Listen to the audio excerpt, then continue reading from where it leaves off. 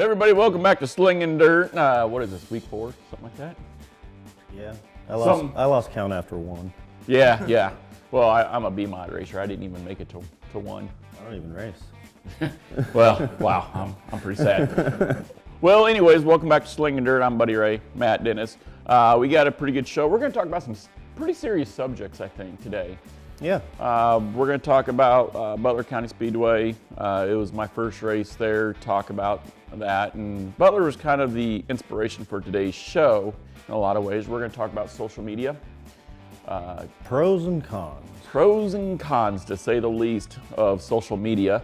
We got kind of a calendar update for Northwest Iowa Picks and Jim Steffens. Actually, that's a really good idea. What they're doing there. So this is really, you'll want to tune into this. Of course, we got Songer Says, so stay tuned. We got that and some more right here on Slingin Dirt TV.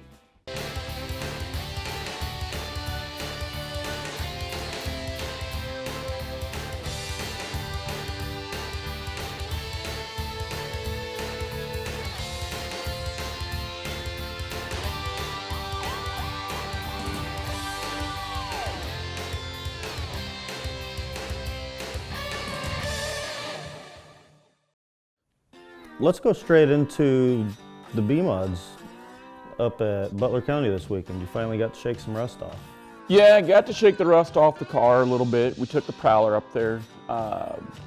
It was a good time. You know, Butler County, I think this was the 4th or 5th year they'd done the B-mod Nationals. And I think you guys were there a couple, 2-3 years ago or something like that, or the first year. I'm not for sure. It's been a while ago. It's been a while.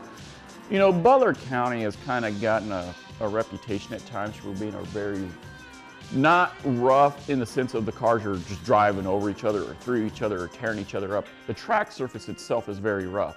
So we were pretty apprehensive when Butler County also sponsors a show here, so that was one of the other reasons why I wanted to go up there is, you know, to support them for supporting us.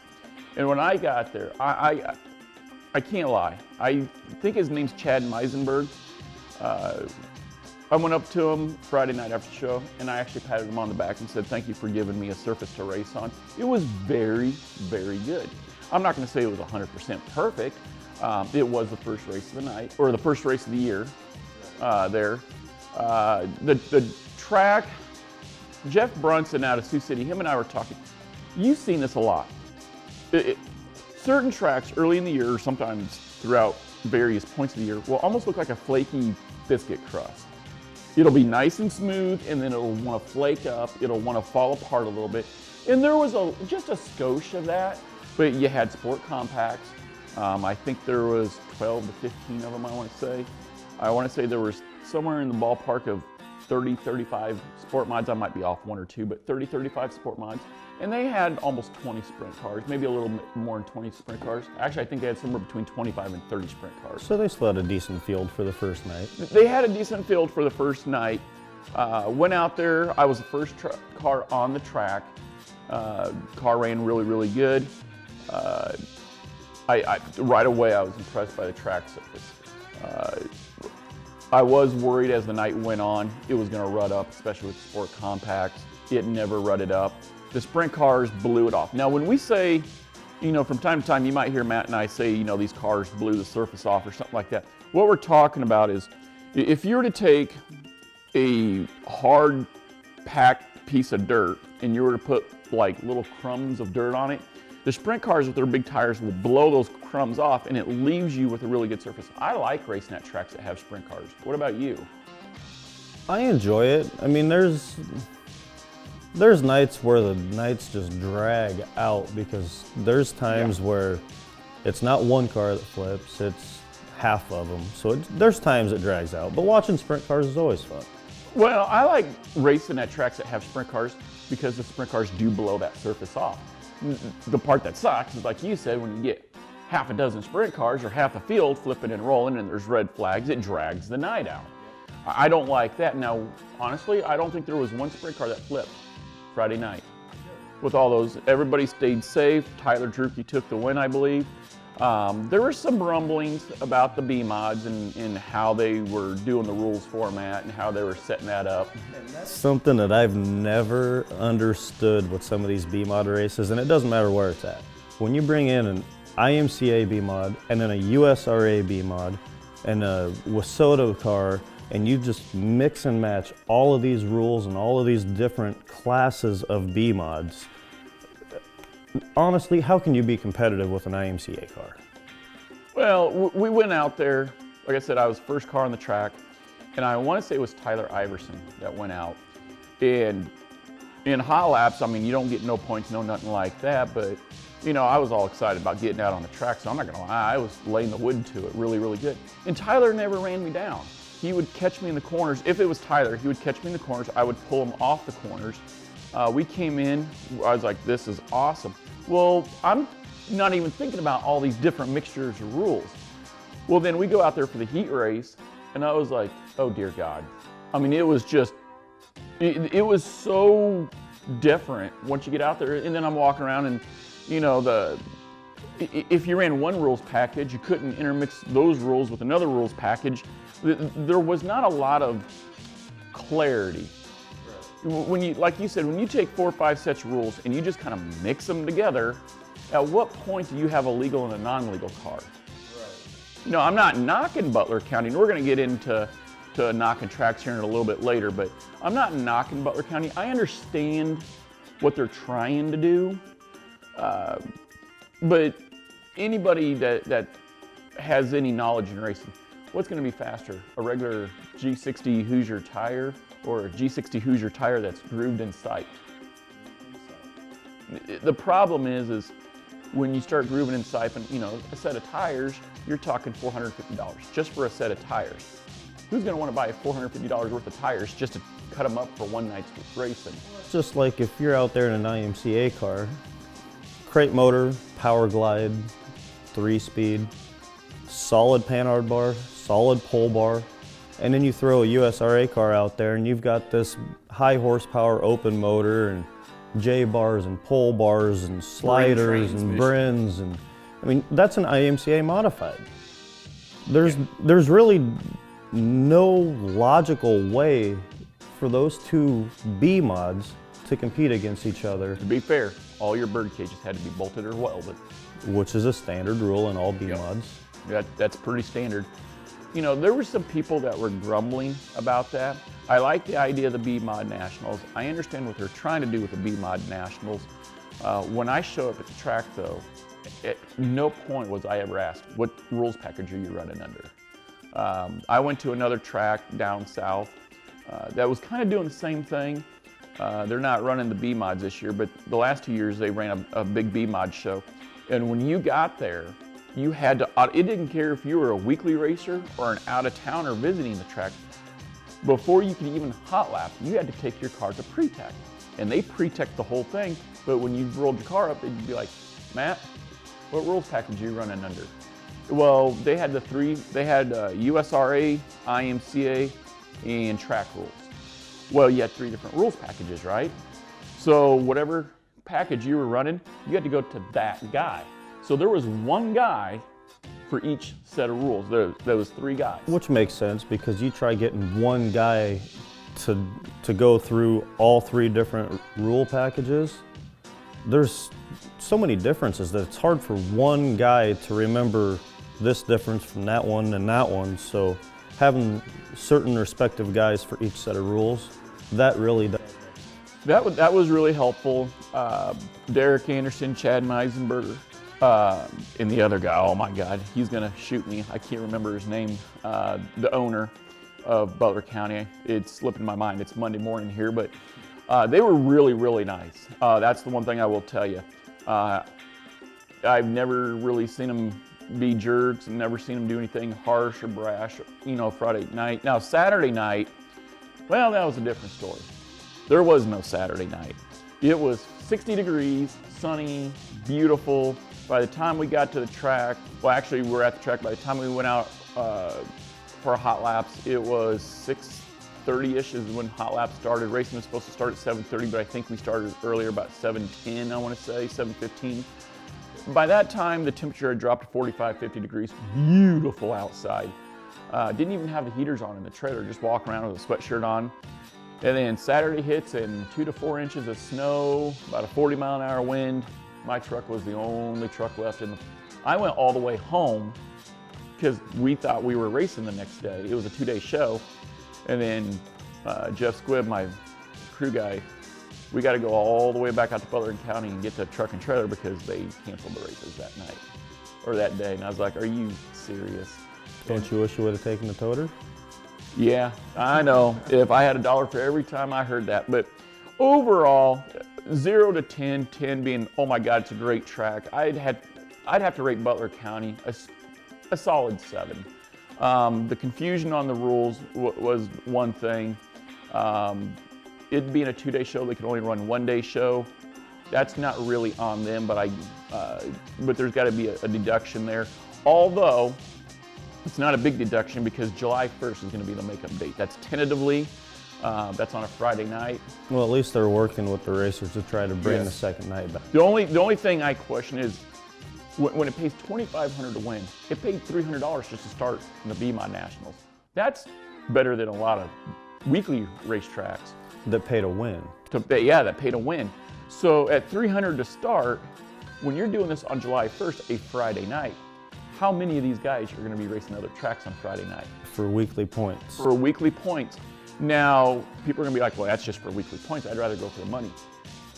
What you don't realize is some of these guys are running for national points and national championships. Right. So are you giving up your national championship to go win $2,500 or $300 or whatever? No, there's no way I'd give that up. No way. That national, yeah, you're not giving that up. It is what it is, just chalk it up and go with it. So I don't know what they're going to do there. Hopefully, my opinion for what it's worth, I'm not saying that they listened or they're going to do it or anything like that. I think run it on a Sunday afternoon. Do it at 2, 3 o'clock. There's not a lot of tracks that run Sundays. There's not a lot of tracks that run Sundays, but you do it in the middle of the afternoon in July. Now you got a great big dust bowl, and a lot of guys don't like running in dust like that either. Great. So I mean, there's going to be a give and take on when and how. We're talking them running July 1st. They could reschedule. Look, we ran it when it was nice and cool in the spring, right? Run it when it's nice and cool in the fall. Get the exact same effect. Maybe take the BMOD Nationals and combine it with another special at the end of the year, something like that. So there's a lot of questions that I have. And that's gonna tie into our next deal here in a few moments, but all in all, not a bad deal. Butler County, huge improvement on the track conditions. It was an amazing track to race on. I told the guy, my exact words is, I'll race a track surface like this all year long. It was smooth from the middle down. It was pretty smooth from the middle up. It wasn't ruddy, but it had a few holes in it, but it's dirt. Right. You go any track, you're going to have a hole here and there. Is it a hole big enough to bury a car and John Gotti? No, it's not quite that big. So otherwise, like I said, all in all, I give it a solid 7, maybe an 8. So if you guys raced Butler County at the BMOD Nationals, let us know here in Slingin Dirt what you thought. But tell you what, we're going to take a quick break and we're going to be right back, and we're going to talk about something that's been either plaguing or helping racing. So we'll be right back here in a few moments.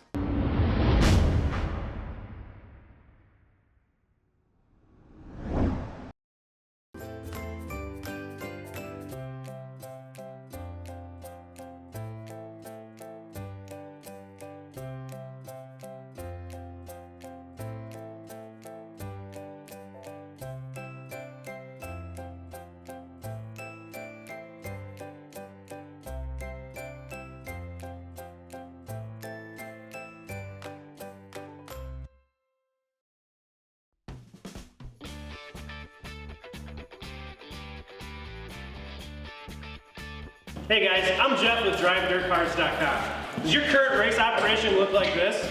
Well, if it does, give us a call at 815-990-2657. We're actually financing Harris race cars and CMC crate motor connection crate motors for your racing operation. Our payments range anywhere from $200 to $350 a month. If you'd like to get a new motor or you'd like to get a new chassis, give us a call, 815-990-2657.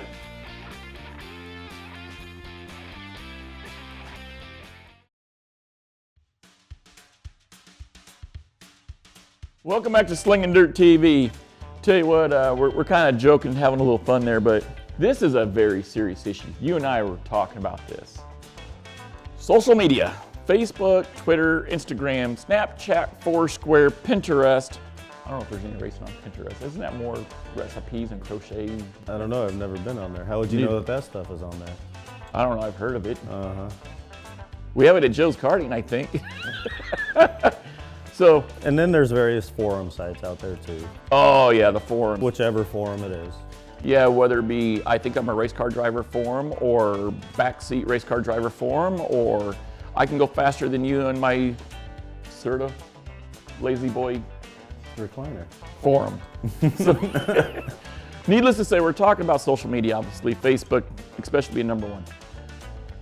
I feel sorry for the tracks at times. I have seen people already this year that will go to a major well-known track, and there's tens of thousands of these tracks all over the nation. Pick one, go with it, for the sake of the conversation.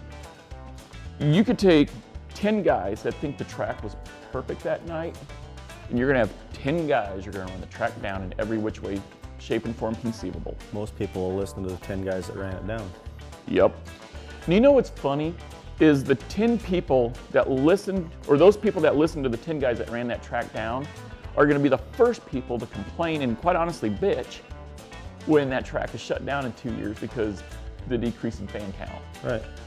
You know, this has been on my mind for several years now. And I've heard people talk about Eagle Raceway, I-80, Butler, Harlan, Deer Creek. Like I said, you name a dirt track, they've complained about it. Right. If it's got dirt and you can go round and round and round, it's been run down or it's been built up one way or the other, or both. Or God forbid, they already know how to run a track better than the guy that owns a track, even though they've never owned a track.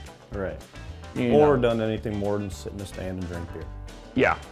Kind of, I don't know what it is about racetrack beer, but maybe the more of it you drink, the smarter you get, because evidently these people know it all. It's the dirt.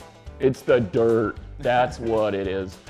Well, Fred, we're down here at I-80 and we just drank this beer with the dirt in it, but it don't taste like the dirt at McCool Junction, so I think they had to prep this dirt but different than what they do at What do you think?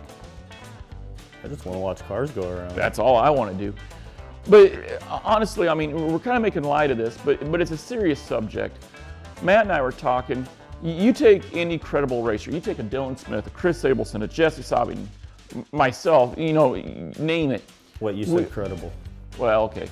Anybody but me, maybe, I don't know. But when we all have a bunch of people on Facebook following us, and a bunch of us guys, especially whether you have a big name or a mediocre name or whatever, and you start running a track down, at what point does that bleed over to the mentality of other drivers and fans going, man, look at this track, I don't want to go there. It's a crappy... Right, even if they've never been there, they're just reading something online. And, yeah. And it's the same thing as having a business. Word of mouth makes or breaks. Makes or breaks. And if there's one negative, usually it overshadows the 5 positives, because it's a negative. Everybody looks at the negative, not the positive. You know, the one thing I will tell you folks is, Joe Kaczynski and I, we've had words. Kay Shirky and I, we've had words. I think she's had words with a lot of people. not calling her out, but yeah, 1 or 2. 1 or 2. Actually, every promoter, Roger Hayden, they've all had 1 or 2 words with everybody. It's a damned if you do, damned if you don't job duty and job title. But with that being said, what I have found 9 out of 10 times, you will get much farther ahead if you go straight to them in person versus going on Facebook or Twitter or whatever and running them down. And you need to be adult about it. You don't need to walk up and scream and yell, and I'm gonna punch you in the eyeball or something like that, but be adult about it. Hey, you know, I got a problem with XYZ, or can you explain this? Just be a grown-up. I mean, you're all grown-ups anyways, so be a grown-up. Yeah.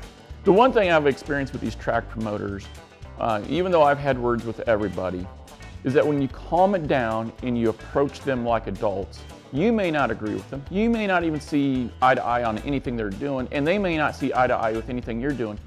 But what I've experienced in the last 5 years, especially in the last 5 years, Roger Hayden, Joe Kaziski, Rod Olson up at Crawford County Speedway. Now they're calling me, Bud, you're a driver. What do you think about this? What do you think about that? Well, do you think I'm the only driver they're calling when they're asking those questions? Nope. But in order to get to that status, you have to earn a little bit of respect from the promoters. Now, I will say that the promoters have to earn a little respect from us, and we have to earn their respect. It's a two-way street. And the promoters have to work with us racers in helping to put on races, provide entertainment, stuff like that.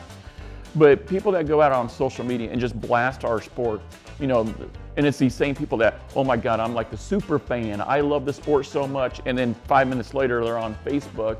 Oh, what in the hell are they doing? This don't make no sense. Why are they doing that? People, stop. It's detrimental to our sport. It doesn't do anybody good, you know, so. And there's always going to be something negative from somebody, no matter how you look at it. Oh yeah. And you're never going to get away from it. You could have the smoothest, nicest track, or the smoothest, nicest, tackiest, go fast, drop the hammer track, and somebody is going to end up going on Facebook going, well, the track is great, but the sky was too blue. Or, well, it's my 13th birthday, and there was only 12 clouds in the sky. Where was the 13th cloud? I mean, they'll claim some stupid stuff. And there's going to be times they say that the dirt was too brown. So. Oh yeah, the dirt's too brown. There's no winning with some people. And those are the people, the fans, racers, crew, whoever, those are the ones that need to sit back for a minute and be like, this is the sport that I love, that I enjoy, that I come and watch, so I need to support it a little bit better. Yeah, you know, if your dirt's not brown enough, here's a thought. At intermission, I want you to go down to the track. There's a little thing called a little fence gate right there. Have a driver open up that little fence gate, go down on the outside wall, get up a little dirt clod, one of those really light colored dirt clods, go back up into your stands, talk to your Billy Bob third cousin twice removed, dunk your dirt clod in the beer, it'll get darker. You got your dark beer. Tell you what, we're gonna take a break and we're gonna be right back here in a few minutes.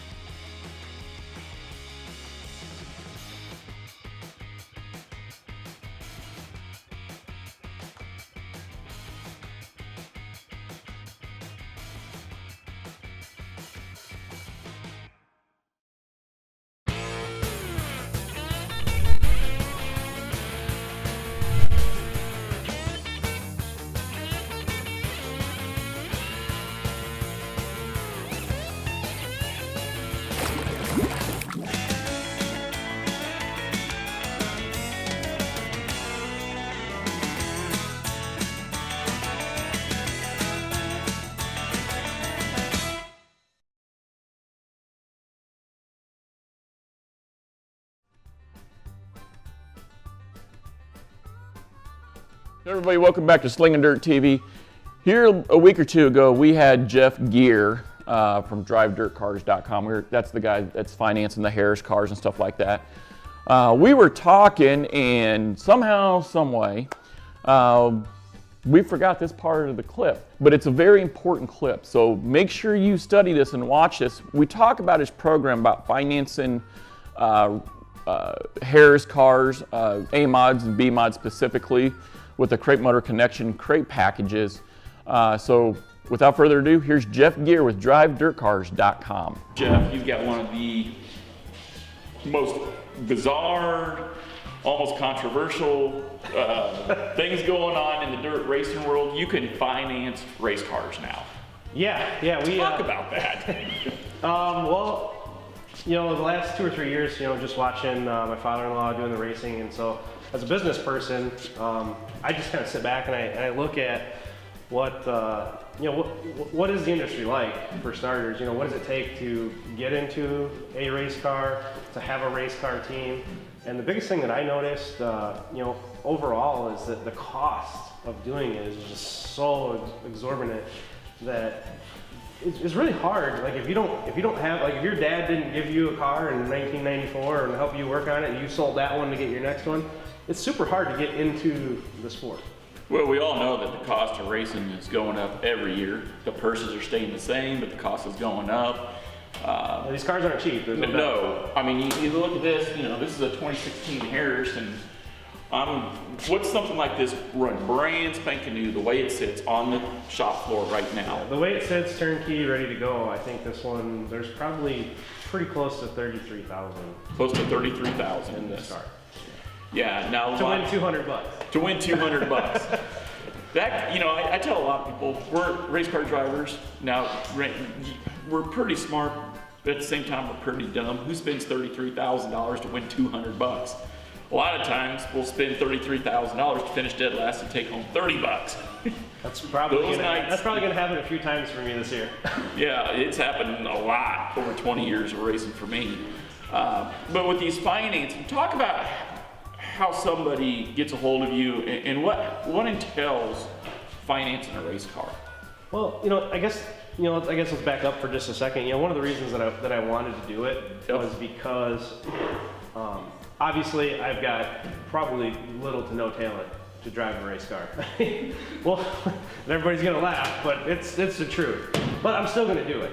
But what I saw is that there were a lot of guys at the track that are just stellar guys, great drivers, and a lot of their equipment was pretty subpar. You go to the racetrack and you see a guy that makes it work with what he has, and I just kept thinking to myself, I'm like, man, what if that guy had a brand new CMC motor, that's all tuned and ready to go? What if that same guy had a 2016 Harris, and had top-notch equipment? And I was like, I wonder how he'd do. And he'd probably do substantially better than what you would think. He would like to think to so. Go from a 1995 Harris to a 2016 Harris, to say the least, is an upgrade. Yeah, definitely an upgrade. And I thought, man, but how's that same guy, there's a reason he's driving that 2005. There's a reason that he still has that motor that's got 200 nights on it. And I don't think that there's a racer out there that if you ask them, hey, would you like a new 604 alcohol crate motor from CMC right now? Yeah, would you like one? I don't think there's a racer out there that would say, no, I don't want it. Okay? But the matter is can you afford it? Right. And what we're doing at drivedirtcars.com is we're making the race car industry, we're kind of, like you said, controversial. We're putting it on its head because it's so uncommon to finance anything in racing, right? Oh yeah. Okay. So how do guys right now pay for their stuff? Well, a lot of times, the wife at home goes without. Okay. She'll either go without or they'll put it on their credit card. Okay. How many times have you put a race car part on your credit card? You'd have to ask my wife over there. A lot. More times than she'd like you to, right? Yeah, absolutely. And so what we're doing is we're allowing guys to finance their motors. Now it has to be a turnkey, complete, it can't just be a block. It has to be a turnkey, complete motor, 602 or 604. And it can be for several different series. It can be for IMCA. We get a lot of customers that are running the Neesmith series over east. Yeah. For the late models. And just a lot of guys, but IMCA right now is obviously the bigger ticket. A lot of the guys are running. Has IMCA reached out to you and talked to you about this, or mentioned anything? Or? No, we're still pretty new. But as you see, our Facebook page is literally flooded every single day with comments, questions, concerns. People talking bad about it, people talking great about it. It's crazy. It's reached over 250,000 people in 3 weeks. Yeah. I can't even tell you, and my wife, well, if you put her on camera right now, she'd be giving me a dirty look, about how often my phone dings. I get that from my wife all the time.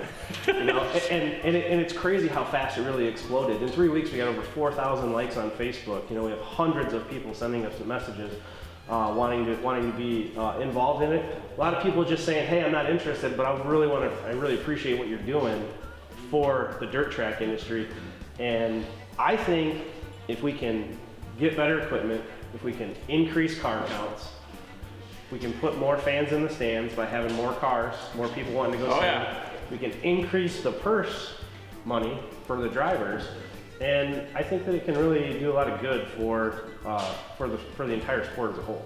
So talk about, let's say I want to get into this. What do I do to get into a car with you?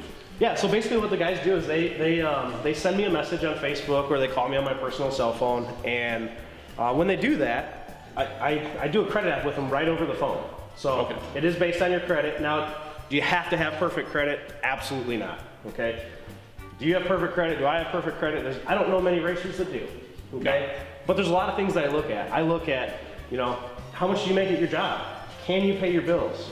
Do you currently pay your bills? Do you currently pay your Do you currently pay your bills? You ever come across somebody that doesn't pay their bills, but boy, they're really good at paying all their racing bills?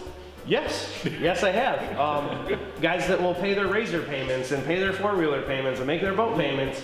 But I tell you what, they are consistently 45 days late on their mortgage. Yeah. But that's a lot of things that we look at. So I don't want anybody out there to think that you have to have perfect credit to get yourself into a motor or a car with drivedirtcars.com, because that is not the case at all. We look at so many different factors, and actually, I was joking with you on the phone. I said, I might start a racer's credit counseling, for free, because a lot of these guys don't even know that this stuff is on their credit bureau, and we're helping them take care of it. But they give us a call, run their credit, and I let them know if they're approved, usually within either that day or 2 or 3 days later. Now, on what I've seen on Facebook, you can buy the motor separately, you can buy the car separately, or you can just buy them both together. Yeah, a lot of guys aren't doing the both together thing, obviously. Well, there's still a price point right there. At $33,000, I mean, you gotta think about it. Most guys aren't buying a brand new turnkey car ready to race every year. They're not doing that. They're either buying a new motor, or they're buying a new chassis, or they're doing something. They're doing one or the other. So yeah, you can get just the motor. Again, it's complete, race ready to go. I've had so many people tell me I can get a 602 for $3,400. Yes, you can, but if you put it in the car, it will not make your car go around the track.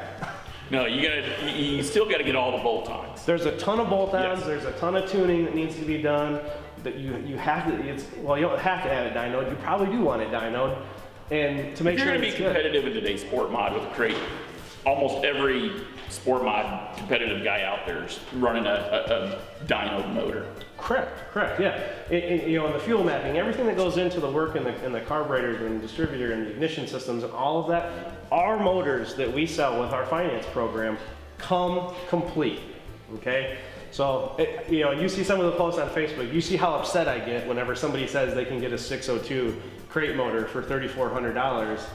And I go, you can, but it will not get you around the track the way that it comes for $3,400. Yeah. So, and that's one thing that we really want people to understand. When we're selling you a motor, we're giving it to you complete.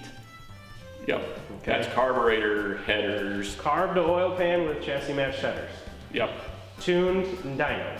Yeah. Now on your headers, one question that was asked to me back home, because a lot of people knew that we had been talking, was what brand headers? Is it Dynatech, Schoenfeld, Bayes? They're Schoenfelds. You do have the option to upgrade for like a couple $100 to get a Bea if you want. Okay.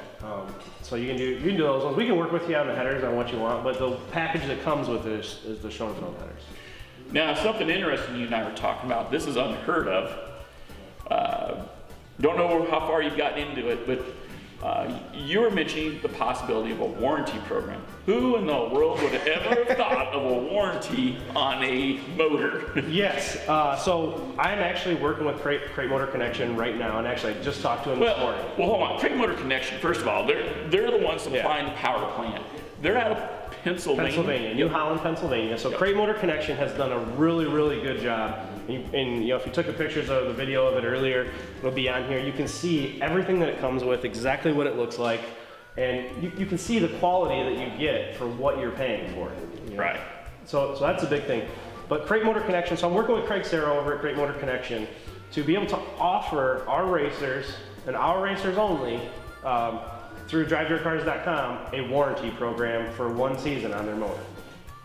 Wow. Yeah. Now that's going to be on your maintenance program, and all that's going to be taken care of. Yeah, at you the time do of get a purchase. monthly reminder from me to change your oil, set your valve springs, and that kind of stuff. So there actually is going to be an automated reminder. This is what you have to do to be in this warranty program.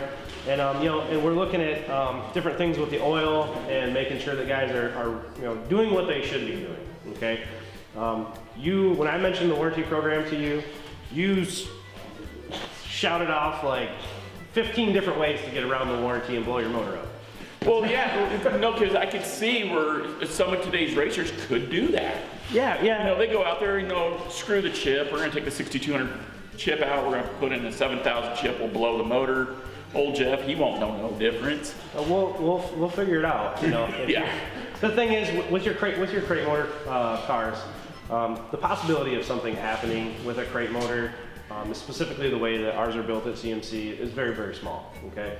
And like when I was talking with Craig, he goes, if they're going to blow up or there's going to be a problem, a lot of times it happens right there in the dyno, like 99% of the time. So, right. And I said to Craig, so why don't we just get crazy and offer a warranty to our guys? Now, obviously, there's going to be an additional cost with said warranty, but if you knew you could go out and race all season long with your brand new motor, and if anything happened to it, you gave us a call and shipped it back to us, and we take care of it for you, how much better would you feel about making that purchase? Oh, the peace of mind, is undescribable right there. The one thing I've had a lot of people tell me, with your 602 crate packages, I want to say there was 9,300. Yeah, that's for the sport mod. For the sport mod, 9,300 for the INC sport mod. And a lot of guys will, Bud, or tell me back home, Bud, don't you think it's a little ridiculous, 9,300 for a sport mod? It's like, well, here's how I described it. First of all, with the program, I personally don't think it's for everybody. It's not for everybody. It's not like you're just going to walk right in, say, hi, Jeff, I want a car, and you walk out with a car 10 minutes later. That's not how this works. I wish it was that easy. Yeah. It's not. So I do agree that a lot of people use their credit cards, and that's the first thing I mentioned that to you. Right. Out of 20 years of racing, I don't know how many times I've gone up to a parts truck and I've seen somebody buy $500, $600, $700 and stuff. Hey, let's go put it on the plastic. Yeah, $26.99. Yeah. You do that $700, $800, and you do that over a number of years. You've almost paid for a car. Right. Now there are a lot of racers that are cash and carry only, but it doesn't matter. Credit is credit. It doesn't matter how you get the credit. Credit's credit. Yeah, home equity line, credit card, borrow it from your grandma, however you do it. You go to a parts shop, and you're like, well, hey, I'll just catch you next week. Tim, I'll pay you for those parts next week. It's still credit. Right. You're still making those payments. This is just a more formalized way of doing that. Once again, I don't think it's for everybody, but I do think that there's some merit with what you're doing here. And then when you come back on the crate motor, because these crates are huge in IMCA. Yeah. $9,300 to me is not out of the question. A lot of people are going to say I'm an idiot. Maybe I am. My wife calls me one. But when you look at the crate motor, so just on the long block itself, let's figure $4,000. Right. $4,000. You're going to have a $2,000 carburetor sitting on top of it. So now you're at $6,000. You're probably going to have somewhere in the neighborhood, let's call on the high-end shipping, labor, phasing, all that, $500 in the distributor. So you're at $5,500 by my math. Well, you're at $6,500 by your. Or 60. Okay, yeah, $6,500. Yeah. So you're at $6,500. You're going to have $300 in the set of headers. So you're at $6,800. Let's call it $7,000. By the time you get the match springs, the dyno time, all that, the shipping, it's well worth it. And guys are like, well, I could just take my open motor that I built for $1,500. I'm like, great. Those open motors, and now, hey, there are some open motors that can kick a crate motor's ass. I'm not gonna argue that point. But I can't tell you, the one thing I can't tell you is on an open motor, I can't finance it because I don't know what was done to it. No, absolutely. But what I was gonna say on that tangent there that I was talking about was a lot of the open motors that do compete with the crates, go look at the tracks where they're running. They're not these tracks that are getting 50, 60, 70 sport mods a night. These are the tracks that are getting 10 or 15 nights. And those tracks, a lot of those guys don't travel around to 4 or 5 tracks a week. Well, they're usually super tacky. Cars hooking up real good, and the open motor does really well there. You know, and I got a buddy of mine that wants to go crate motor this year. If you go from an open motor to a crate motor, yes, you're gonna have an expense. Anytime that you change something in your program, the price is gonna be there. But the one thing I can tell you, back in 2008, 2007, I think it was 2008, no, it was 2006, I blew 7 open motors in 7 weeks. I felt like giving up. Bet you wish you had a CMC warranted motor, don't you? At that time, you bet. So what happened, I ended up getting, I got my 8th motor. That lasted quite a while. 2009, I got my first crate motor. I thought I was like King Pumbaa. I had a crate motor with a glide, came out of Cedar Rapids, and it lasted a good long time. I had 180 nights on that. Wow. 180 nights. In that 180 nights, guess how many times I changed valve springs? I don't know. 0. 0 nights on springs on a crate motor. Now, I'm not telling you to go do that. We don't recommend that. Yeah, we change your valve springs every 10 to 15 nights. I didn't have the tools or the equipment to change the valve springs. I do now. But back then, But you still wait 180 nights. I mean, look at the reliability. yeah, the reliability was nuts. Now, it was probably right around that 150 night range. With 150 nights on that crate motor, oh, by the way, that crate motor was used before I got it. I put the 180 nights on it. I don't know how many nights were on it when I got it. I just bought it used. That night, I went to Eagle Raceway, you know, big car count, 50, 60 cars. I won the feature. Tom Gutowski standing right there, and I about broke the poor guy's back. And he's like, "Bud, put me down. You're gonna break me in half." Yeah. You know, and it was smoking bad enough that I could kill mosquitoes in 3 counties in any direction. But regardless, the crate, you know, there's a lot of good open motors out there, but I've never seen an open motor go 100 nights without having to be refreshing, have bearings, rings, all this, all that. You know, a buddy of mine, he ran in the back of the pack most of the year in 2015. He's got to refresh his open motor after 16 nights. Guess what he's going to spend? $3 grand. Oof. Why wouldn't you just buy a crate motor? You're a third of the way there. You're a third of the way there. I've got motors sitting in my shop right now that I could put in any car and go win, or not win, but I could probably qualify with the right driver for the Boone Super Nationals, IMCA's premier event. And those motors have got, well, you figure 100, 120 nights on them. You know, as long as you maintain the motor, you're going to be good. And that's why this warranty program, I think when we roll it out, I think it's going to be a good thing. That to me was brilliant, having a warranty program, because I think a lot of times you'll see really good drivers, or potentially really good drivers, that have the best of intentions, but they get into the sport. You know, earlier in the interview, we were talking about how it opened your eyes when you got into it. But a lot of guys, if they get into it now, you don't know where the next Jeff Gordon's coming from. You don't know where the next Carl Edwards is coming from. But all that can be washed out or thrown out the window because they blew their motor and they can't afford to maintain a program. So the warranty, I like the warranty. The crate motor, I know there's people that are against them, people that I love. I love the crate engine. I'll never probably run anything else other than a crate. No, I'm not against either one. I think that there's a ton of merit that goes towards, you know, an open motor and towards a crate motor, and you know, and there might come a time where, you know, we have this crate motor in here in Tim's car, but we know that we're going to go to a super tacky track, and did he take the flathead V8 out? But he might want an open motor to go in there, and that might be a possibility if he feels that would help him win. So, you know, absolutely, it doesn't matter either way. You know, I just like things that are loud and go fast, and I hope that everybody that's watching this, and I hope that everybody that is interested in what we're doing at Drive Dirt Cars feels the same way. But we know that we can only finance certain things, you know, because of reliability, making it to loan term and things like that. And a lot of guys aren't taking it to loan term. Oh, no. I mean, I buy a $9,300, I finance a $9,300 crate from you. I'm going to run it 1 or 2 years. Guess what I'm doing? I'm selling it off, paying you off. Sign me back up. Yeah, well, basically what you're getting is you're getting a brand new CMC motor for half the cost every single year if you do that. Now, on your $9,300 package, let's talk about that. I get the motor from you, $9,300. How much do I got to put down? You have to put $2,300 down. $2,300. Now, with that being said, So you look what's interested already. What's that make your pay? Honey? What's that says make? no. She's over here going, no.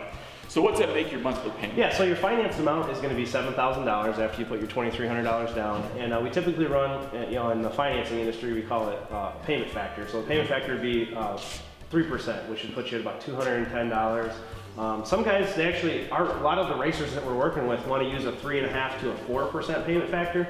They want to push their payment up to $250 to $280 to pay it off faster. Oh, absolutely. So if I get a new motor from you this year in 2016, I race all of 2016, I sell that motor off. Look, I have all the bolt-ons already. Mm-hmm. So then can I finance a cheaper long block, a newer long block? If I've already got the carburetor, the headers, power steering pump, all that. Yeah, we can definitely do that. What a lot of guys are going to do though, they're going to take it out, the whole thing, sell the whole thing, and get a whole brand new one tuned in, ready to go. Because everything's married and tuned. Everything's tuned and ready to go together. So, what kind of horsepower are we talking on the CMC packages? On the sport mod, it varies between 393 and 398. 390. How many of those 393 and 398? How many of those horses do you use? Do I use? Probably half the way I drive. They're all laughing. Yeah, they're all laughing off the camera going 5. Hopefully we'll hit the rev limiter a few times. I don't know. All right. So I tell you what, in closing here, if somebody wants to get a hold of you, Jeff, and they want to talk about this program and what you're doing, because everybody, keep an open mind. Don't be quick to knock it. Keep an open mind. Hear the guy out. We're helping. What's crazy is we're helping drivers all over the country. I was amazed at the amount of calls that I'm getting from Arizona, Texas, Missouri, Alabama, Florida, Kentucky. I mean, we've sent motors. I mean, we got 10 or 15 motors going out right now that are nowhere close to Illinois or Pennsylvania. And the feedback is that the guys they just really love the program. And a lot of young guys, 22 years old, that are being able to have like an 05 car, but have a fresh, 604 alcohol crate motor. Those are the guys that you need to watch out for because they're hungry for a win. But if you guys want to get a hold of us, you go to drivedirtcars.com. You can do that on Facebook. You just type in drivedirtcars.com. You can go to our website. It's under construction right now, but we do have a landing page on there, so there's some information. You can give me a call at my personal cell phones, 815-990-2657. And so it's not just the motors, it's also we do the Harris body frame interiors with a wedge fuel cell, 28 gallon. You can also do a Harris complete roller also. So one thing, remember we talked about with our complete rollers, I thought it was really funny in the racing industry that when you get a roller in the chassis, it doesn't roll. Why call it a roller? Yeah, I was like, it doesn't roll. And so one of the things that I really made a point to do was get our rolling chassis down to a price point that I definitely feel is affordable at $18,500. That's sitting on tires, rims, shocks. That's tires, rims, and shocks. Wow. So it actually rolls. Yeah. So we have a true rolling package for $18,500 for a brand new Harris car, and our cars come with sport mod mounts, A mod mounts, and UMP. So if you want to move from sport mod to A mod, you can. So you can keep this car for longer than just a season or 2 or 3. Just do the updates from year to year, and you're cheaper off that way. Yeah, and if you wanted to switch sanctions, you could switch sanction over into UMP. It's not hard to even move to USMTS with one of these cars. So the one thing that I really like about Harris is pretty universal in with their rule changes. Well, there you go, folks. Jeff Gear with drivedirtcars.com. Yeah. It's Saturday morning. Out here in Lena too. It's still a 5 or 6 hour drive to get here. Yeah. So give him a call. Let him see what he can do to get you in a race car, and we'll be back here on Slingin Dirt TV.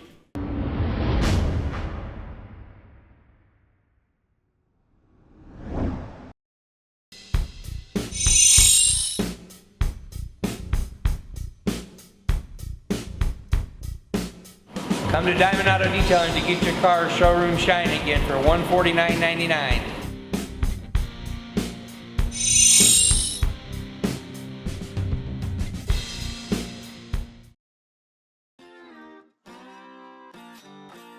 Welcome back to Slingin Dirt TV. You didn't get to do this. You were busy working, or you had your son, one of the two. But my wife and I went out to Galena, Illinois. Lena, Illinois. There's Galena and then Lena. You have to go through Galena to get to Lena, and then back through Galena to come home. Sounds confusing. It is, but I tell you what, oh my God, Galena, Illinois is awesome. Literally like 90% of the buildings and the houses are all in the National Historic Register. They're huge houses. That actually would be kind of neat to go see. I mean, when you go through Galena, Illinois, there's like an old town riverfront. There's a river, a small river. So like a stream? Yeah, we're talking maybe 50 foot wide, but they call it a river. It was actually a major steamboat destination, even though it's 15 miles from the Mississippi, go figure. Yeah, I don't ask, I don't know. But when you go through the town, it's really, really cool. So anybody out there, if you ever want to see one of the coolest old towns that you could ever, and it's not a tiny town, I'm gonna guess it's probably 5,000 people or so built into the hills. But it's got probably, good Lord, 30 different bed and breakfasts. And when I say this town is old, that these bed and breakfast houses are these huge miniature mansions built in like 1840. And it's all period authentic. It's not a bunch of repo stuff. It's authentic stuff. There's some museum stuff like that. But yeah, go to Galena, Illinois. You'll love Galena, Illinois if you like the old time stuff. But anyways, you go past Galena, Illinois about 20, 25 miles, and it turns into looking like Nebraska and Iowa again. And then you pop into Lena, Illinois. Lena, Illinois, it's not very big. I'm gonna say it's probably, the size of Ottawa, Iowa. Yeah. Couple, 2,000-3,000 people maybe. Yeah. Kind of a small town. But Jeff Gear, he's the owner of DriveDirtCars.com. They're a sponsor here on the show, and while he was there, he just happened to have 3 drivers, so we interviewed all 3 drivers. Today's the first driver, Tim Horn, driver of the 866 mod. Interesting about this, your face might told you, drove UMP modifieds, and he's dropped down into the IMCA Sport mod. And I'm gonna guess it's all because of cost. It got to be too expensive for him. Yep, so to hear his story, here's Tim Horn, driver of the 866 DriveDirtCars.com Sport mod. We're back in Lena, Illinois. We had so much fun talking to Jeff Gear that we had to come back, and well, we're talking to Tim Sorn, the driver of the 866 Sport mod. Tim, how you doing? I'm pretty good, and you? All right. How do you like Lena? Well, Lena, wow. I mean, look, I was in New Mexico when I went to the Duel in the Desert, and I thought I was in the middle of nowhere. Lena, it's cool though. Like I said here a week or two ago with Jeff, it's almost like West Virginia meets Colorado. And I don't mean that disrespectfully. I love West Virginia with the mountains and the hills. But it's like this part of Illinois I always thought was flat, and there's actually some rolling hills with some good timber. I would think the hunting out here's got to be phenomenal. Oh yeah, it's actually good hunting ground out here with all the hills. Yeah, one of these things, or one of these times, I'm going to call up old Jeff Gear and I'm going to be like, Jeff, take me hunting, would you? I mean, he's got to be selling enough of these cars, you know. Yeah, I hope so. Yeah, he could take us all hunting. Not a big deal. So he's over there off the camera going, yeah, whatever. Let's get to it. 21 years racing. I've been in it since 94, so you started, what, 95? About 95, yeah. About 95. 95. I gotta ask you, what is the biggest thing that you've seen change in this sport? Oh, the cost is went up dramatically. The technology has went by just far skyrocketing. You know, just shocks in the way the chassis work and everything. It's really progressed so much from when we started. And the fact is, when I started with a good friend of mine, Troy, which is here. We built a car. We had no clue what we were doing. I was just getting ready to say that. Back when we started racing, I mean, yeah, there was Harris and there was Dirtworks. There was chassis builders out there. Right. But it wasn't uncommon to have somebody just build a modified or a late model or whatever in the garage. And those days are like dwindling. They're just going by the wayside. Now it's just doop, doop, doop, doop. Jeff Gear. Sell me a Harris. Yeah. We actually bought a car from a friend of ours, which it was built down in Morrison, Illinois, a garage-built car. And we took it home and tore it apart, thinking we knew what we were doing. We had no clue, but... Did you regret it? No, actually it was a really good learning curve. We learned a lot, and the car was actually pretty decent for not knowing what we were doing. With today's kids coming into the sport, there are a lot of older cars out there. There's a lot of late 90s, early 2000s cars Right. out there.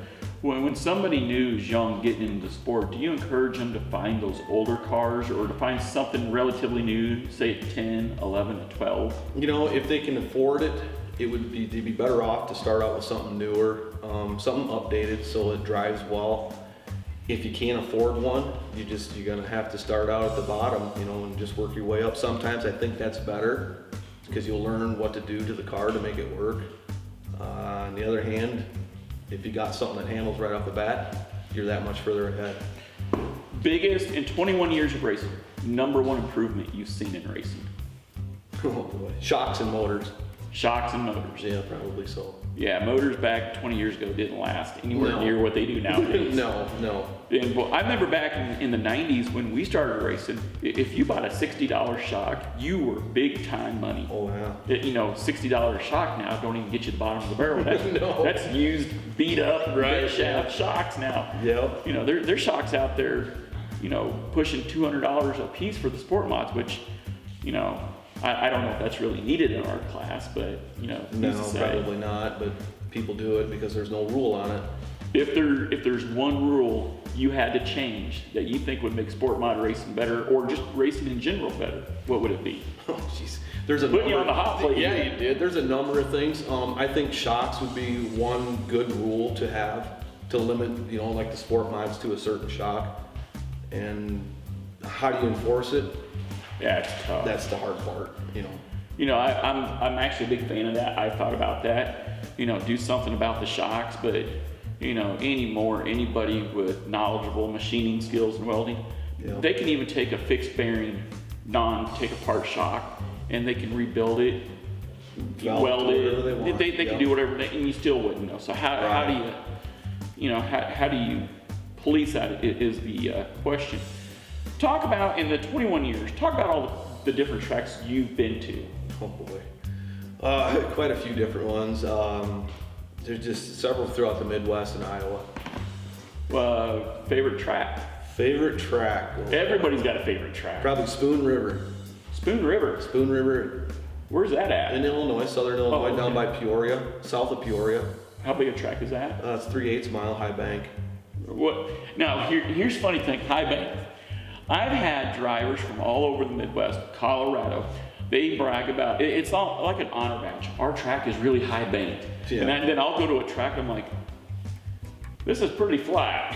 It's like this Yeah. is not high banked. So, what's Spoon a name? What's a big name track that one could compare the banking to? Oh God, I would think. I don't know. Well, you've been around 21 years. Yeah, it's probably like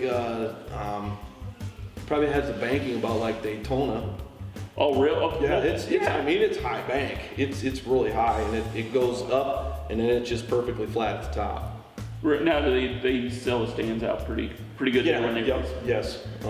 We've been down there for quite a few UMP specials. And, You know, a lot of times I'll take the young drivers or a fairly new driver within the last couple 2-3 years, like a Jeff Gear, and I'll ask them some questions. But I like getting the older drivers on there because you and I have seen a lot of things come. Right. and go. Oh, you're calling me old now? I'm not saying you're old.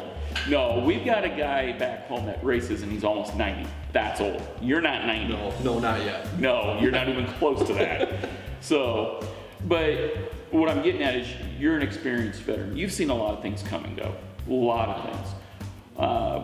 I gotta ask you, this is kind of a big topic, at least where I'm from. I don't know about out here in Lena, but social media with racing. Good or bad? Good. Really? Real good, yeah. You guys don't have a lot of the negativity and the drama and Oh, stuff? sure, but as long as people are talking, the sport's going forward. Thank you. I could not agree more. Good or bad, it doesn't Well, matter. yeah, because, you know, bad publicity is better than no Right, publicity. right. You ever been in on some of that? Oh, sure. Oh yeah, so have I. I've been a focal point. But hey, Yeah. once again, at least they know who you are. I guess. Yes, it's true. Yep, if they're talking, it's good. What do you think some of the things are that the tracks and the sanctioning bodies can change right now to get more people in the stands? Because we are having a problem with putting people in the stands versus the 90s when we started racing. Right, yeah. I think the promoters have to promote the track better. They have to make a little bit better pay to get the car count. You get the car count, the people show up. It's the biggest thing is just you have to promote the track correctly. I was asked an interesting question from a well-known promoter about 6-7 years ago, and a lot of people out here may watching this, and some of the people in the garage may think this is the most awkward question. But it's a good question. With the promoter, whose job is it to really actually promote the races? Is it the promoter or the drivers? You have to pick one or the other. Oh, I have to pick. It can't be. It's a joint venture. Nope, it's got to be one or the other. Oh man, you put me on the spot. As I'm a driver, And so I'd the say reason why I ask this is because I want to see people's different opinions on this, and I'll tell you my opinion. I think this promoter's job to promote the track. Really? Yes. Why is that? Well, you gotta have a good facility. You gotta have good pay. You gotta have good people working there, and the race cars will come. The race cars would come, but you know, historically, because I know being a veteran that you've looked at other tracks, whether it be in Illinois, Indiana, Ohio, Iowa, Nebraska, wherever. Sometimes you and I have seen where tracks will pay that extra amount, the cars don't come. And that's because of the promoter. But I've also seen tracks where the promoter doesn't pay nothing, and he's flooded with cars. That's because of the promoter. Because of the promoter.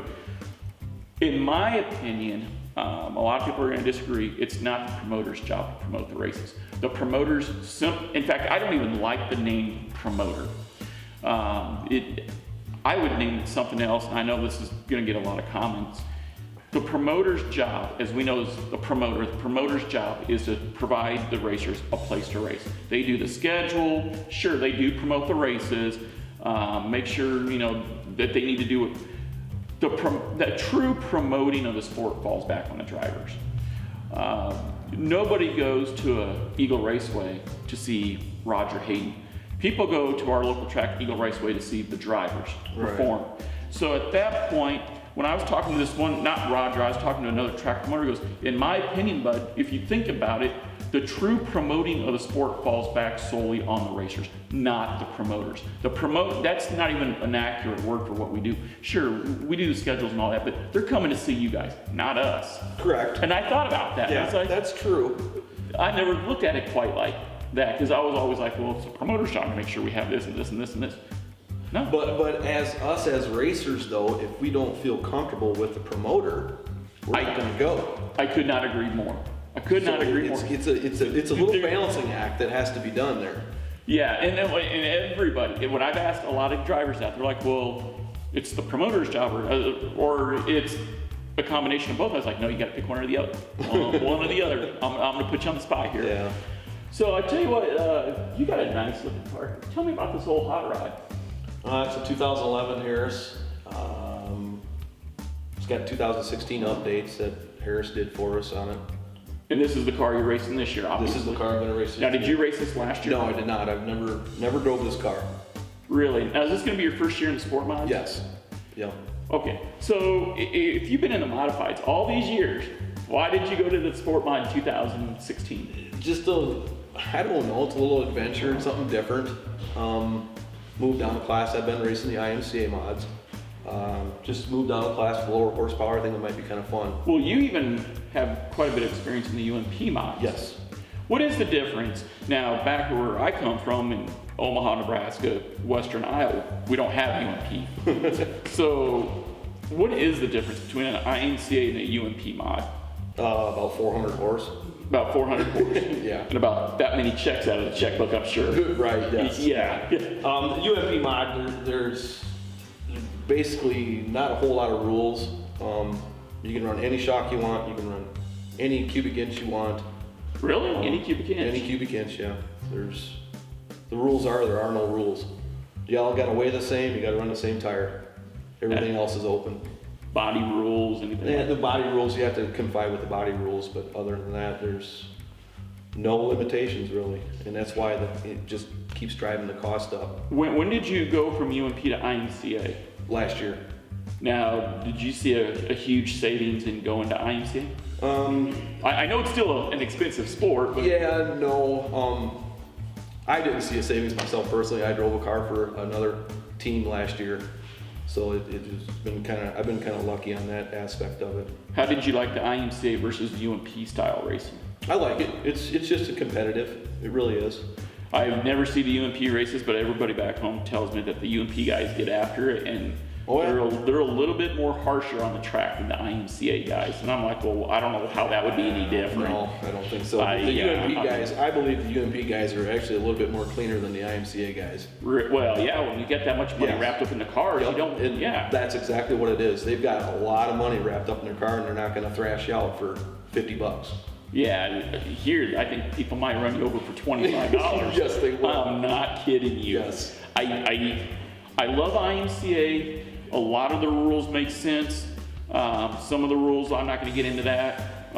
Make me kind of like okay, but IMCA, it just seems like there's some tracks you go to where it's just like, good Lord. In fact, the sport mods, I was talking to a guy the other day. He goes, "Well, why did you get new bumpers?" Because in this class, depending on what track you go to, it's like a 20-lap demo derby. So you're pretty excited about getting into sport Yes. mods. Coming out of that UMP IMCA modified format, have you noticed the sport mods are just as fast as the A mods anymore? They are. It seems that they are almost just as fast. I would say, maybe 3-4 tenths slower than an IMCA mod. Does that concern you as a veteran driver when you look at the future of the sport, saying, well, is that going to be the death of the IMCA mod, or No, I don't think is so. that good for the sport mods to be I think that it is. fast, that competitive? Yes, I think so. So this year, I want to see you running just as fast as an A mod. Where do I go to watch you? Darlington, Wisconsin. Everybody likes Darlington. Everybody goes to Darlington. Well, it's the closest track to us, so that's What's their car count like up there? They average in sport mods. It was probably 35 a night. It seemed like. Oh, really? Yeah, because they were sending some home. And that's, I think Jeff was saying earlier that that's a half-mile track? It's a 3/8. Or 3/8 best, yeah. Yeah. High bank? No, not pretty much a flat track. It's got a goofy 1 and 2 corner. It's kind of stop and go corner, and then the other end's a normal. Almost kind of like an eggshell track. Yeah, it's kind of like an eggshell. Yeah. Oh, that'd be fun. Yeah, it is. Is that where, well, Jeff's not in here, but is that where, It is. oh, I'm gonna say, is that where Jeff got into the two guys, or is that Farley? No, Just between. that was Farley. That was Farley. Oh, okay. Well, he got into everybody everywhere. So. Okay. Jeff wanted to make sure that, he spread the love around. Yeah, He's a exactly. nice guy like that. Yeah. So, That's my car too, so. he's actually not off camera. What's it like teaming up with Jeff? He seems like a pretty wild hoot. Yeah, it's pretty fun. He built a beautiful facility for us to work out of. This is, when we're done with the interview here, I'm gonna have to take some B-roll here, and I'm gonna have to show you folks how nice this shop is. Yeah, and it's really not even done yet. This is like 3 times the size of my house. We just kind of got up and we got in here because winter was coming, and we really haven't had a whole lot of time to finish everything, but we plan on doing quite a bit more in here to finish it off. Well, back to Darlington, you're gonna race there in 2016. Is there any big name specials at the end of the year? Do you wanna go to Super Nationals? Oh, yeah, I would like to if it's feasible. If we have anything left by then. We got Jeff on our team. Yeah, we got Jeff on our team, so I think he would wreck me. So. You really think he would wreck you? Yes. I'll wreck him too, though. Oh, you'll wreck him. Oh, sure. So it goes both ways. Yeah. So it goes both ways. Wow, there's a lot of love in this shop. Yes, there is. So talk about your crew. The one thing I've noticed this year, and this is kind of a serious subject because I'm going through it right now. Jeff, gear here, financing these race cars. But with that being said, with him being able to set you up with all new equipment and stuff like that, the pit crews. 21 years, you're not going to go racing 21 years and not have a good pit crew. My wife. I'm looking at my wife going, hey. My wife is my pit crew, pretty much. I'd like to recruit someone to come help.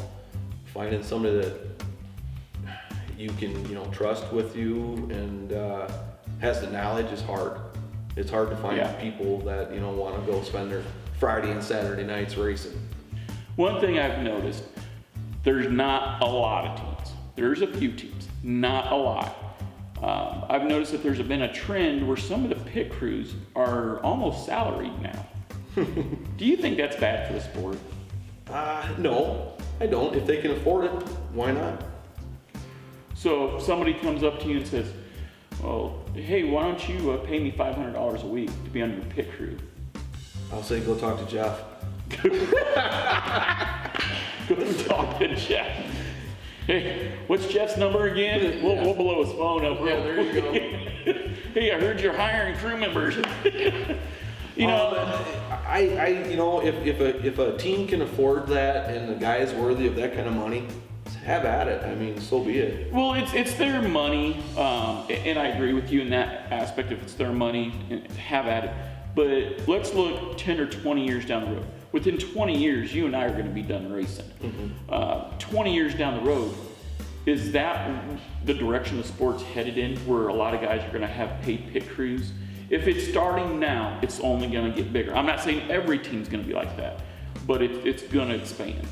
I think it will to a point. I just don't think that most of the people that race at a weekly level can afford to have that kind of option to pay a pit crew guy.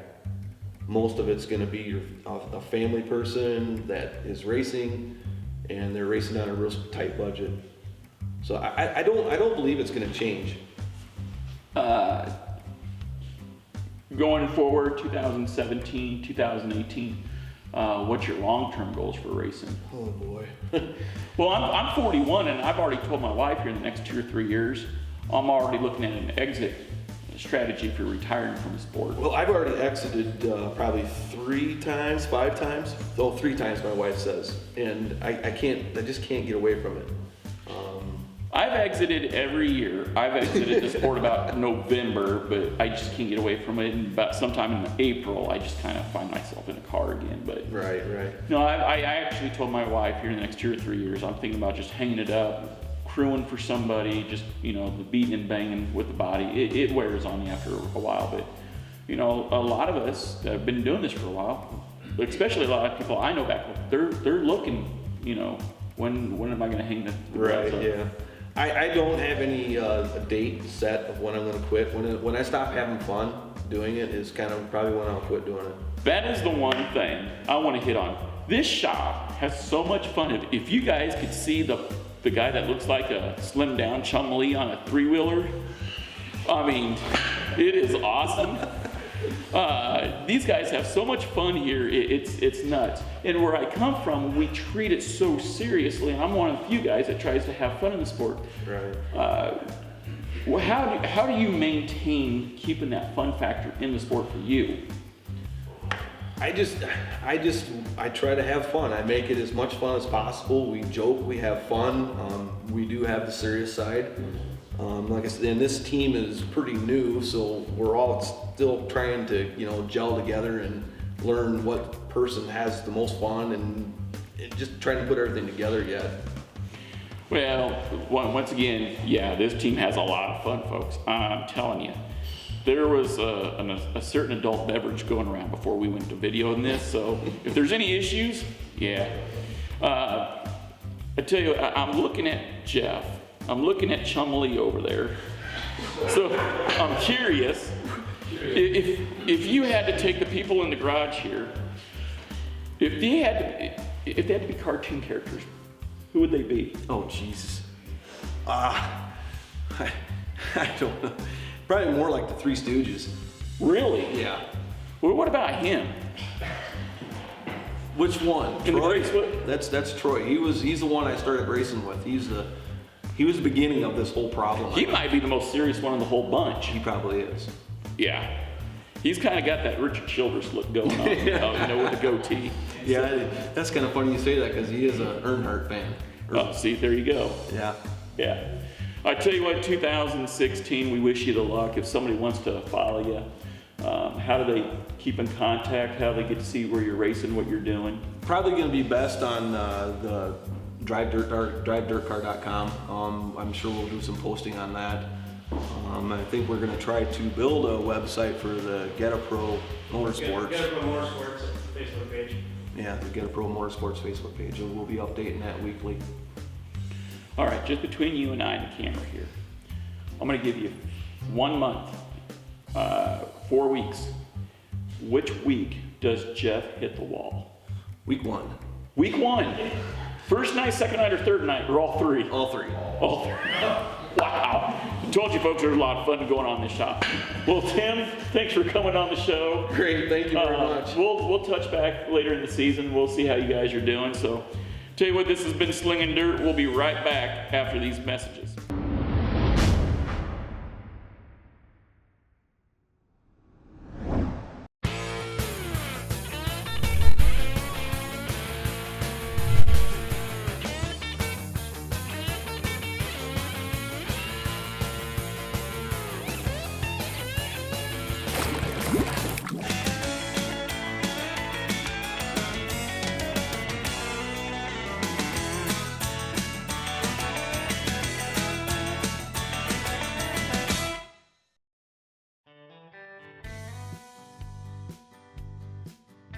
Well, there's Tim Horn, driver of the 866 DriveDirtCars.com Sport Mod. One thing that I did here with Creative Element, they're behind the camera making faces at me trying to get me to laugh. It ain't gonna happen. I'm quite the serious individual. Since right. when? Yeah. If only y'all knew what happened on the truck or in the truck on the way home from Charlotte Monday morning. Yeah, my stomach's still kind of turning from that. Yeah. So anyways, everybody knows that I love racing. That's why we're doing the show. You love racing. I love racing. There's a lot of things that go into being a racer. There's a lot of things that we have to do. There's a lot of things we have to give up. Now, granted, it's by our choice. Nobody forces us to be a racer, but I shot a video with Creative Element. Actually, they did the video. I just talked and rambled on. But this is a little deal here. Instead of a tech tip this week, I wanted to show this for all the racers out there in the United States and around the world. This is why God made a racer.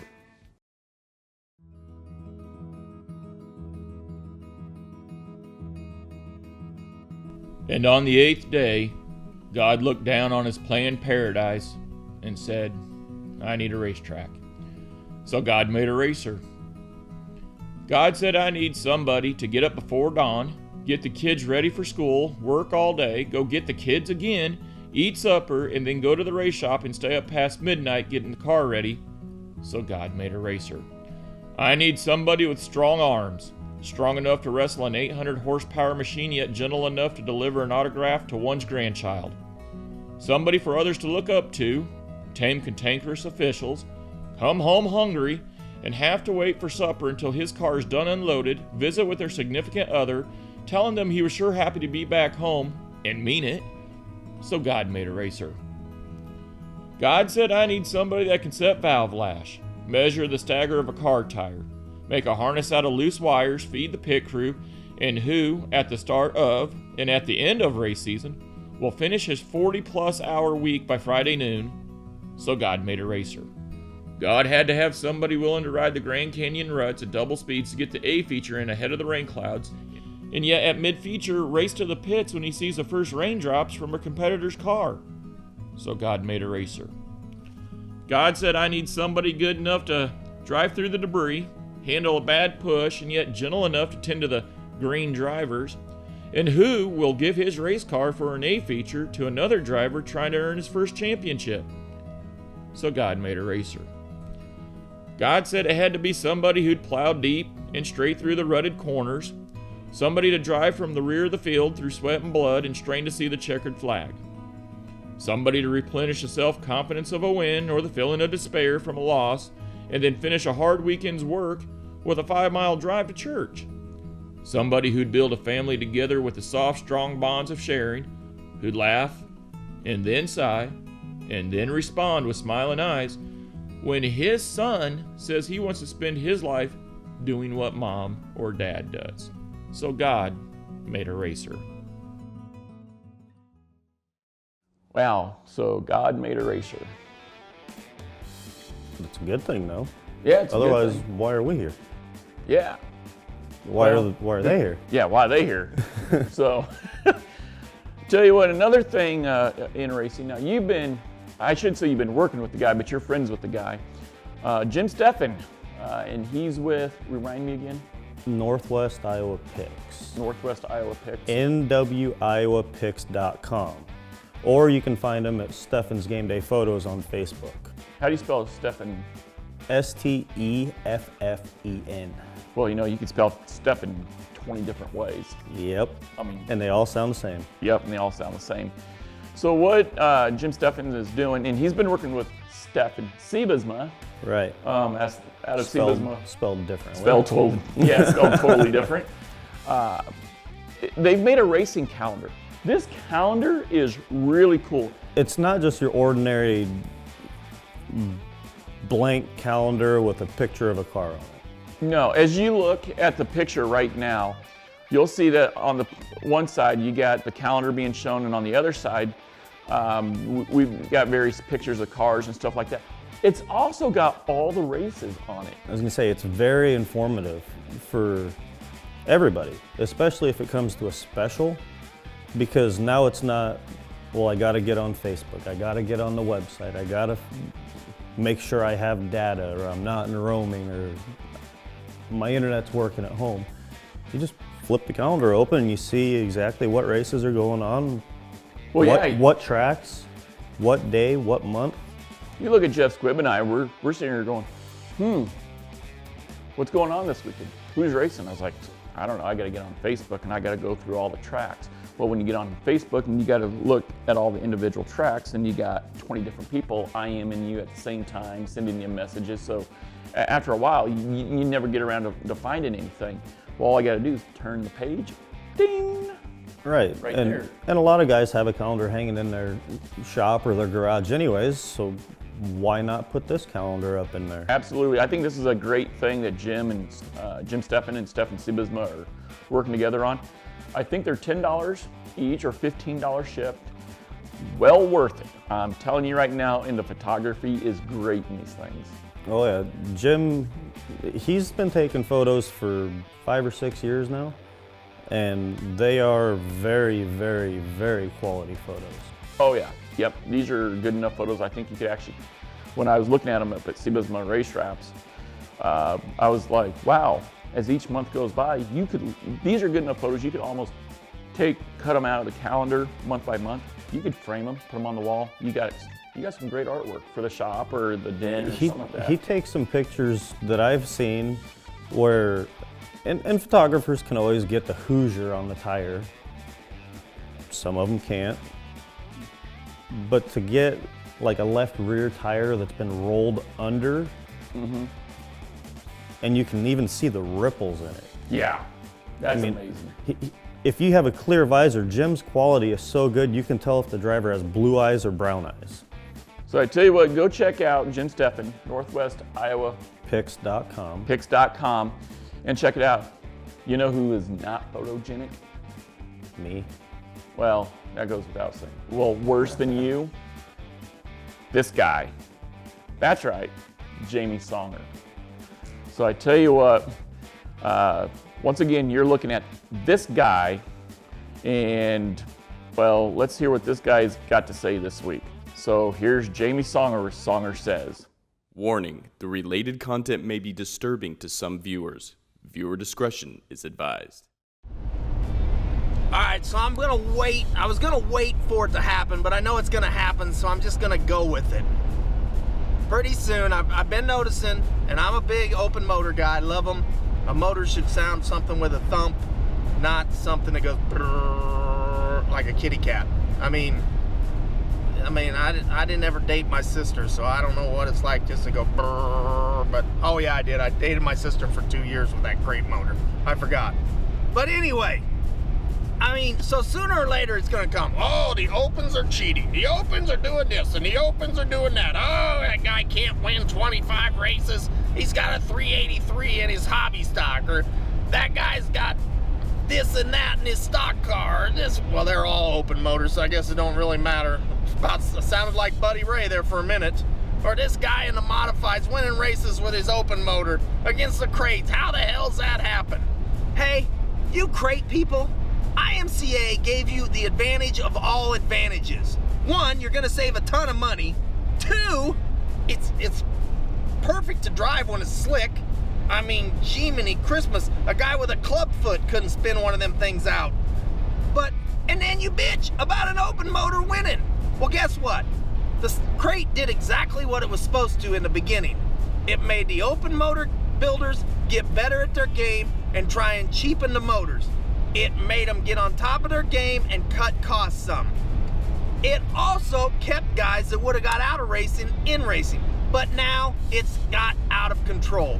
And IMCA, whoever wants to listen to this, I really don't give a rat's piddly behind. Because there are more cheated crates out there than any cheated open motor. And here's an example. The first guy in the hobby stock to qualify his open motor last year got tore down. I mean, completely tore down, like they were shocked it got in. But we didn't tear one single crate down. Not one. Not one. Every open motor that got in the show got tore apart. Ridiculous. That's totally ridiculous, because I guarantee you I could walk through that tent and point out 5 to 6 crates that are cheated in different divisions. And I don't care to point them out, because that makes me a little narky bitch. But here's the point. IMCA has the tags. There's no reason why they would need an excuse of, well, we'd have to reseal it. You have the seals! Are you kidding me? So why not tear it down and check it? If you tear an open motor down, for every one of them, you tear a crate down. You got the seals, seal it back up. What the hell? I don't get it. It's almost, I don't like to do the conspiracy, but it's starting to look like that. I mean, when was the last time somebody protested a crate motor in any division? Never! Because they won't let you. They don't want it out there that they're cheated. I guarantee you they're cheated. I guarantee it. And the biggest cheating ones of the group are probably the modified, because they're the smartest ones of the group. B-mods and hobby stock guys are supposed to be a lower tier of competition. Therefore, usually their knowledge is not what the upper tier is. So to get them cheated would be hard for a hobby stock guy, harder for a hobby stock guy to figure out. But I'm sure, I know they've done it.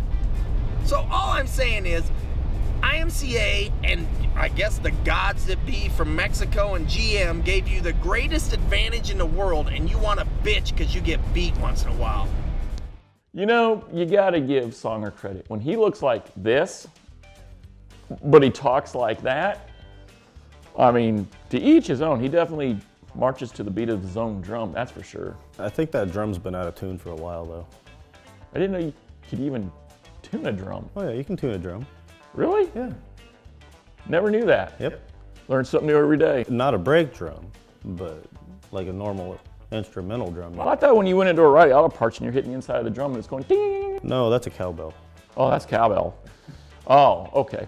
I tell you what, this has been Slingin' Dirt for this week. We're going to be back next week, and well, God only knows what we're going to talk about. So, hey, did you find the Racer on a Shelf this week presented by Diamond Detailing? He's around somewhere. So, tell you what, we'll see you next week here on Slingin' Dirt TV.